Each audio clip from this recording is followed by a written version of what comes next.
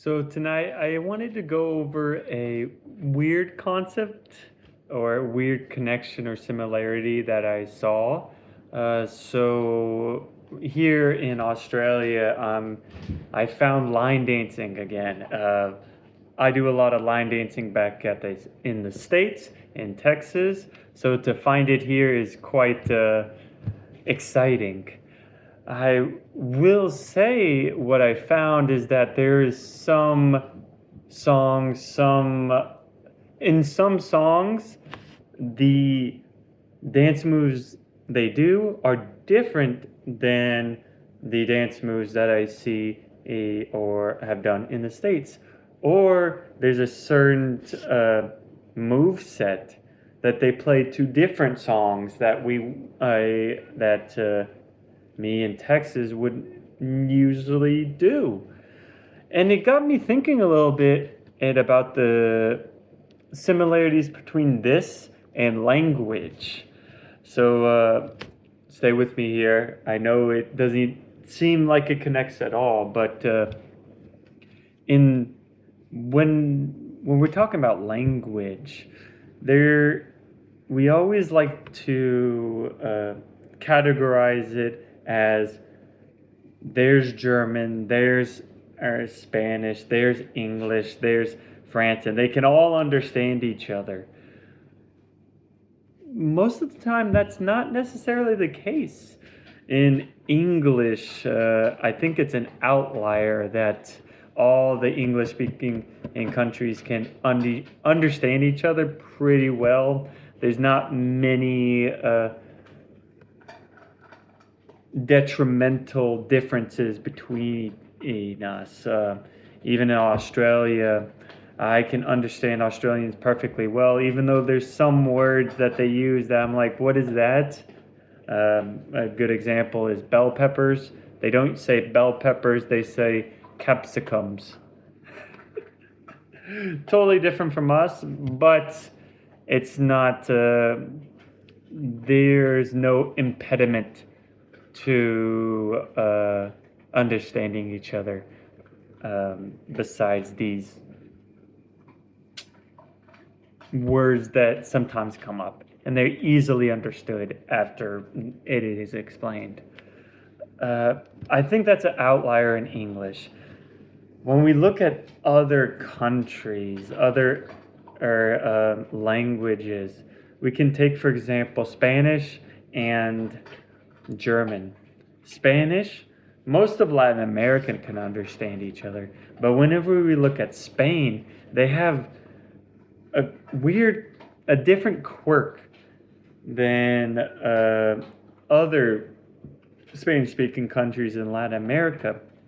And it is that their C's and Z's, they say it with lips. So, for example, gracias is gracias is thank you in Spanish. And you can say the C, gracias. In Spain, you would pronounce it gracias, theas, with the little lips.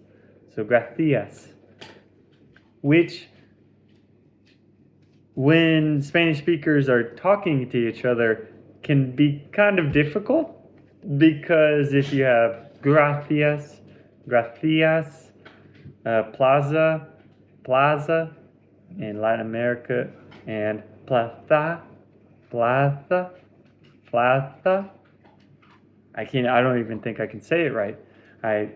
You could see how it can, and speaking a Spaniard speaking to a Latino, it would get kind of confusing. In German, it's a little bit more pronounced. So for Germans, they have very specific dialects, in that if one dialect in Germany speaks to another dialect in Germany, or region's dialect, they won't understand each other at all. They have to fall back on formal German. And So that breaks our concept of language being this stagnant concept, that French is French, German is German, English is English, and Spanish is Spanish. There's a lot of variety to it. And that's how I tied it back to line dancing. Because we like to think that our dancing, so any type of dancing, right? Latin salsa, bachata, swing, all these dances, in my case, line dancing, is stagnant. It is just line dancing, and this is how it's supposed to be. But what you find is that whenever you go to different places, go to different regions, go to different, even different countries that have line dancing, they have little tweaks to it. They have different moves that I do to songs. They might do a moveset to a completely different song you've never done it to before. And it's quite similar to language in that sense, is that it has developed in these regions to be a little different, a little off. Well, not off, but a little contrasted to what you would consider normal, to what your normal is. So just like how in Spanish, I can learn Spanish in Spain, but then go to Latin America and then have some trouble trying to change my C's, my gracias to gracias. It's similar to line dancing, and I think dancing in general is that if you go to a different region, you're going to have to adapt to their style of dancing. And I think that's the lesson I'm kind of getting at with this, is that if you're learning almost anything,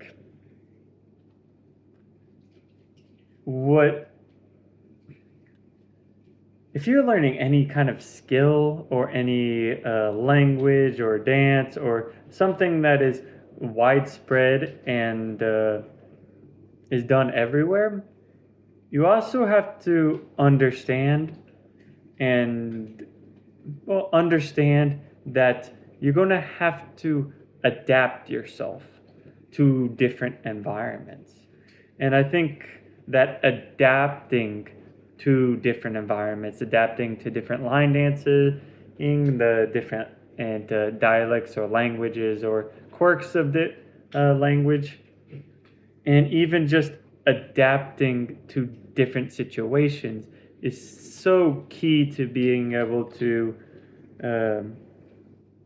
I want to say be successful, but we'll say being successful in the new environments that you're engaging in.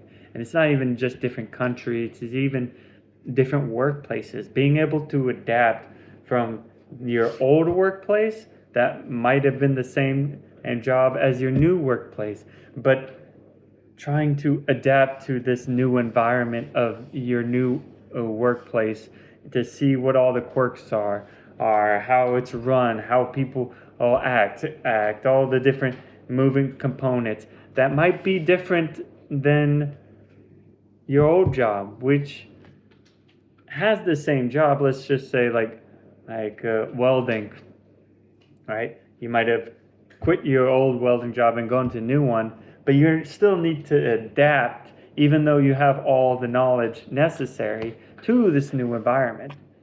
Same with line dancing, same with language, same with almost most things that you partake in. So I think that's the lesson and for today, or that I starting to realize, is that we need to be adaptable. We need to understand that even though we learn something, we need to be able to adapt it to different environments. And I think that's a very important skill to have, and that it is a skill that you need to work on to be able to master and get better at. But other than that, good night, y'all. I'm stopping saying I'll see you tomorrow because sometimes it doesn't happen. So I'll see you soon. I'll see y'all soon. Bye.